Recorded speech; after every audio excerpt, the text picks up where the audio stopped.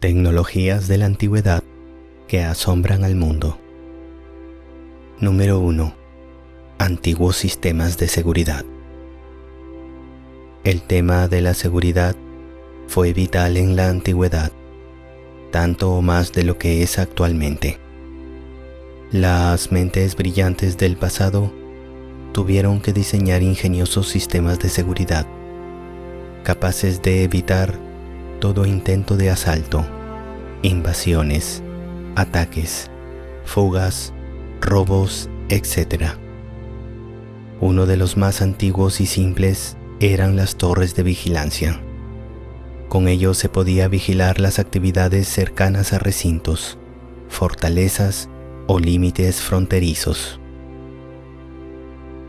Su uso y su funcionamiento básico han cambiado muy poco en más de 5.000 años. Actualmente se usan para la seguridad de instalaciones militares, estaciones de alta investigación o centros de reclusión, entre otros. Otro excelente ejemplo eran las murallas. Las murallas eran enormes paredes o muros, construidos principalmente de piedra, que servían como escudo impenetrable. Hay muchos ejemplos de antiguas murallas en la historia, pero la muralla más célebre es la Gran Muralla China, construida en el siglo V a.C. para defender la frontera norte del Imperio Chino. Increíblemente, después de muchos siglos, aún se consideran como sistemas eficaces de seguridad convencional. Otro ejemplo, y quizás uno de los más ingeniosos, eran los fosos.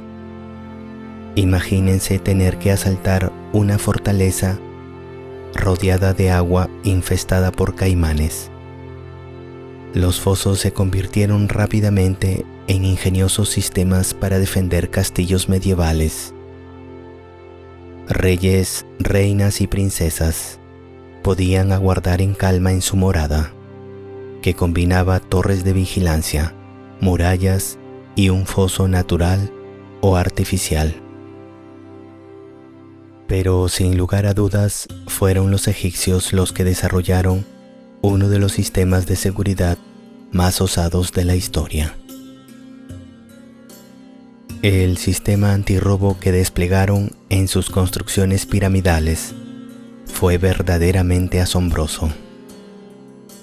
Y este se fue desarrollando a la par de las actividades de los saqueadores de tumbas y ladrones de tesoros.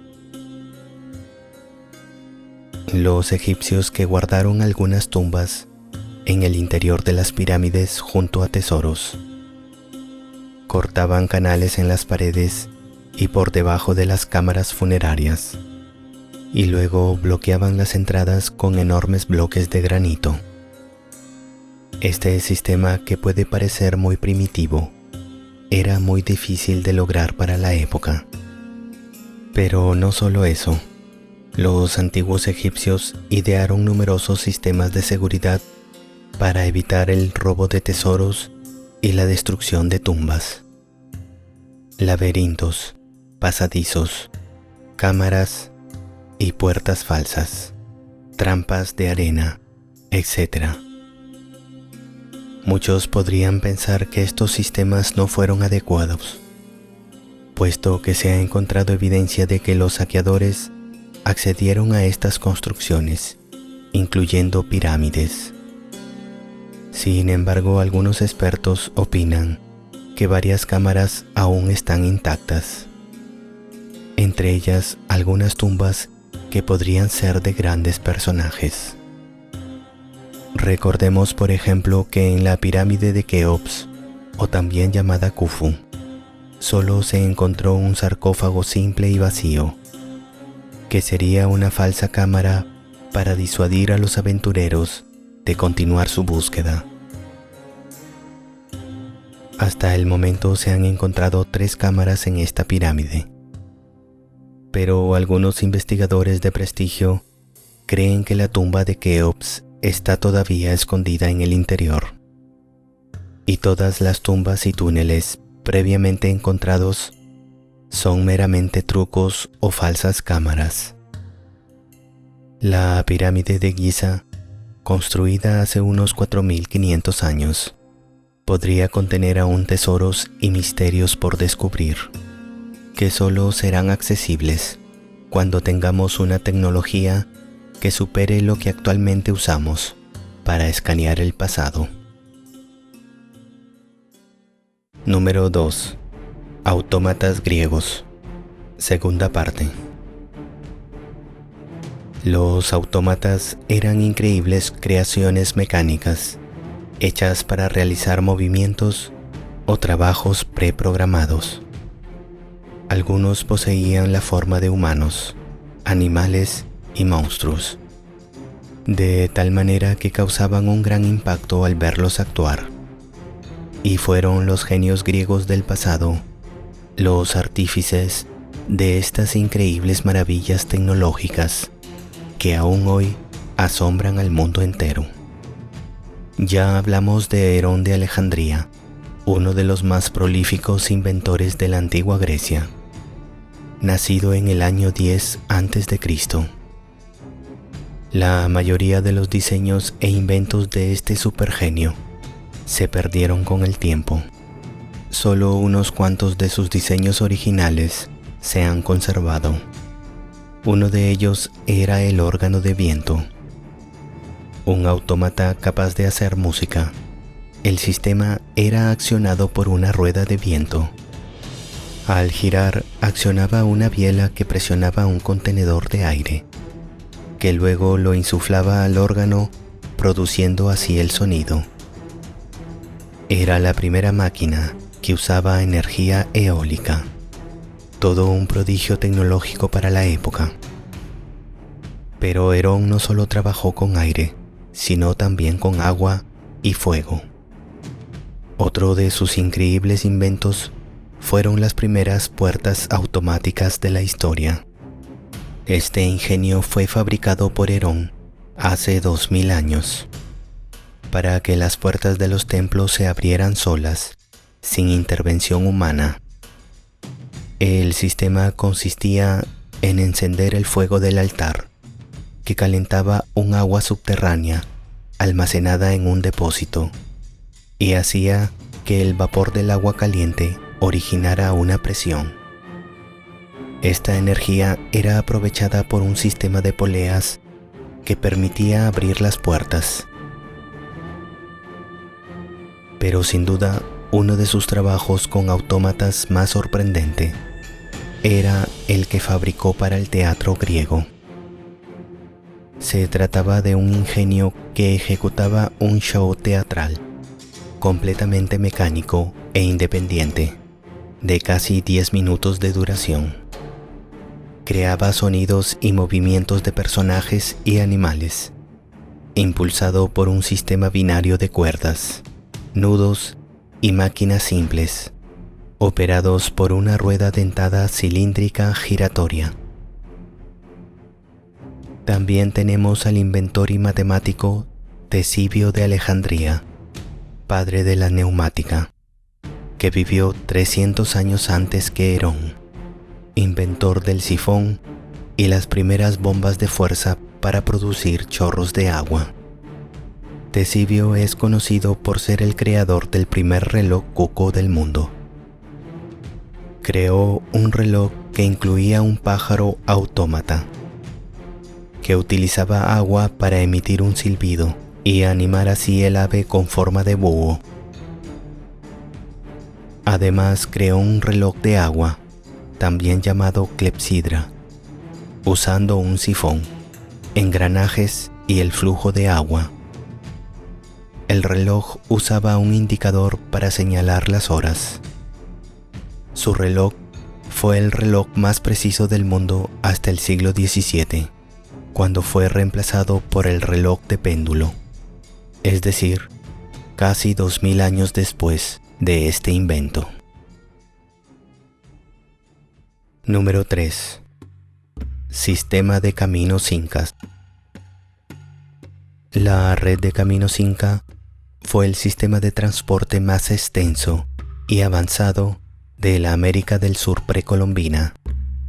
Abarcó 6 países andinos: Colombia, Ecuador, Perú, Bolivia, Chile y Argentina. La construcción de los caminos requirió un gran gasto de tiempo y esfuerzo, y la calidad de esa construcción se confirma por el hecho de que parte importante de ella todavía está en buen estado, después de más de 400 años de uso. Más de 20 rutas atravesaban los Andes, de tal forma que la carretera inca principal unía Quito en Ecuador, Cusco en Perú, La Paz en Bolivia, Mendoza en Argentina, llegando al sur hasta Santiago de Chile. Los incas lograron esta hazaña de ingeniería atravesando paisajes inhóspitos, de condiciones de aridez y altitud extremas, que superaban los 5.000 metros sobre el nivel del mar.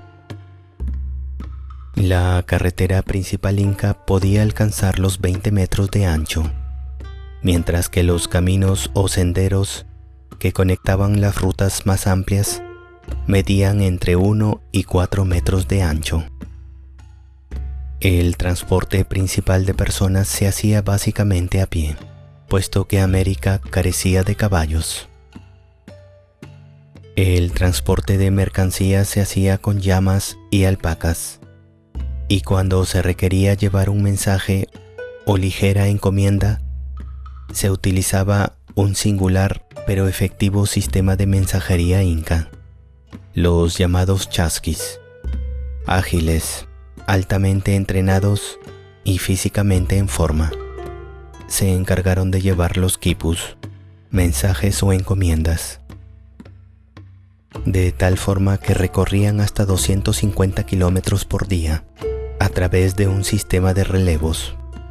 Actualmente el camino inca más famoso es el ubicado en Cusco, de 43 kilómetros de largo, que conduce a la asombrosa ciudadela de Machu Picchu.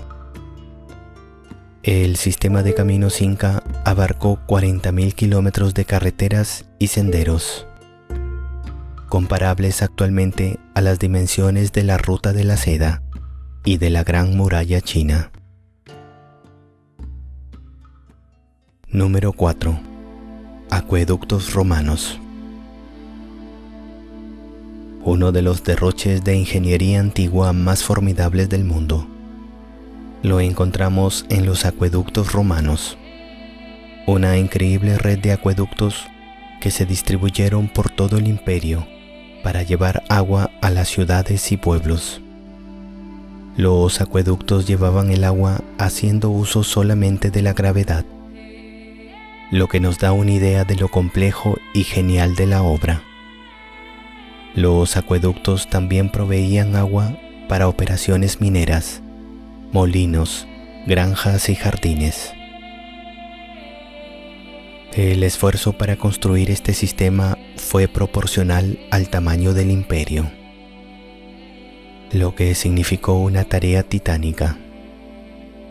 Los acueductos viajaban bajo el suelo, siguiendo los contornos del terreno, cruzando puentes o apoyados a través de arcos de ladrillo o concreto, y atravesando las montañas mediante túneles excavados en las rocas. Los acueductos romanos se empezaron a construir desde el año 311 a.C. y la mayoría de ellos resultaron confiables y duraderos. Algunos se mantuvieron hasta la era moderna temprana y algunos todavía están parcialmente en uso. Quizás este fue uno de los secretos del éxito del Imperio Romano, pues la mayoría de sus contemporáneos en el mundo antiguo dependían de fuentes de agua locales como manantiales, arroyos, agua subterránea de pozos y agua de lluvia. La tecnología romana de construcción de acueductos resultó tan confiable que muchos fueron reconstruidos siglos después, como por ejemplo el famoso acueducto de Segovia, ubicado en España. reconstruido por primera vez por los reyes católicos, y el 16º y último acueducto romano, llamado Apio Alessandrino, se construyó en Roma tan recientemente en 1968. Número 5. Matemática extrema en la antigüedad. La matemática práctica ha sido una actividad humana desde que existen los registros escritos. Hacia el año 3000 a.C., los babilonios y los egipcios comenzaron a usar aritmética, álgebra y geometría para calcular los impuestos, para la construcción y para la astronomía. Sin embargo, fueron los antiguos griegos en el siglo VII a.C. los que empezaron a estudiar la matemática como una ciencia, obteniendo logros realmente sorprendentes. Fueron ellos los que le dieron el nombre y perfeccionaron los métodos de razonamiento deductivo y las pruebas de rigor matemático que actualmente aún usamos. Los trabajos de antiguos griegos como Tales de Mileto, Pitágoras, Euclides y Arquímedes significaron un avance trascendental en la comprensión y el estudio de las matemáticas. Pero sin duda la expresión de genialidad matemática de los antiguos está dada en la constante matemática llamada pi, que es la relación entre la circunferencia de un círculo y su diámetro. Actualmente parece fácil decir que pi es igual a 3.141592, pero en su época, cuando no existían ni siquiera las calculadoras, resultó todo un desafío para las mentes matemáticas más brillantes del pasado, y se convirtió en una labor casi titánica para aquellos que se aventuraban a encontrar dicho valor. Los babilonios usaron una aproximación de pi como 25 octavos, y los egipcios 16 novenos al cuadrado, y los antiguos hindúes como la raíz cuadrada de 10. Sin embargo, fue un genio griego el que ideó en el año 250 a.C. un algoritmo riguroso para el cálculo de pi. Lo hizo Arquímedes, calculando los perímetros de polígonos circunscritos e inscritos en un círculo. De esa forma probó que pi estaba entre 3.1408 y 3.1429. Este algoritmo de Arquímedes dominó el mundo por más de 1000 años. Otro extraordinario ejemplo fue el llamado número áureo, o número de oro, un valor que en su momento llegó a ser casi mágico o divino, pues guardaría el misterio de las proporciones de las cuales está hecho el mundo y el universo. Pitágoras mismo había dicho: el número gobierna el universo. El número áureo surge de la división en dos de un segmento, guardando las siguientes proporciones.